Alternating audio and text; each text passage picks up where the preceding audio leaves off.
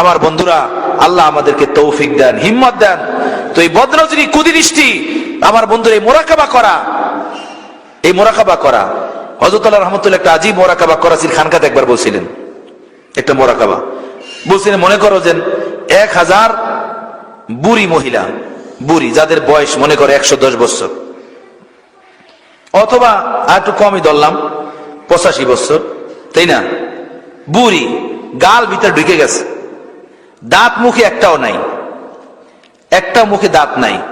হ্যাঁ, এক একজন আর পেস্তান 1.5 ফিট আর 2 ফিট ঝুলে গেছে এই পর্যন্ত।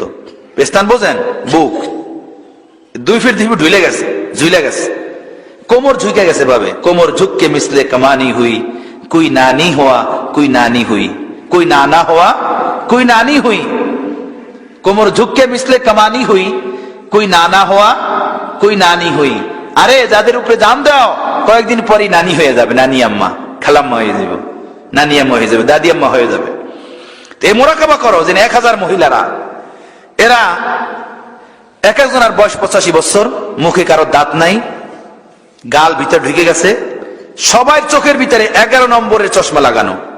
চশমার পাওয়ার সবচেয়ে উঁচু পাওয়ার হলো 11 নম্বরের চশমা লাগানো। হ্যাঁ, বুক এক একজনের 2 ফুট ঝুলে গেছে নিচের দিকে, কোমর ঝুঁকে গেছে, হাতের ভিতরে পতাকা নিয়ে মিছিলে নামছে রাস্তায়, মিছিলে। এ জালেমো, এ খবিস, যারা আমাদের যৌবনকালে আমাদের যৌবনকে ভোগ করছিলা, আসো কে কে আমাদের সাথে দোস্তি করবা। এখন রাস্তায় নাইবা, তারা ওয়েলকাম জানাইতেছে, ওয়েলকাম।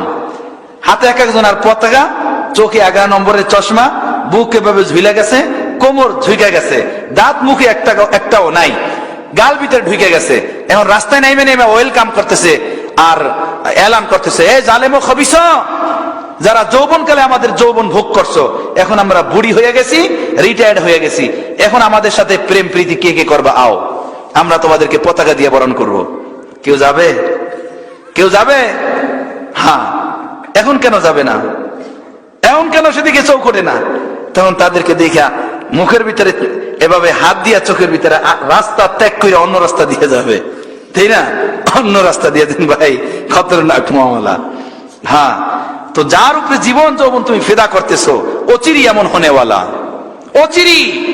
এখন মরবে, বাস 12 ঘন্টার ভিতরে গন্ধ শুরু হবে পেট থেকে, 12 ঘন্টার ভিতরে।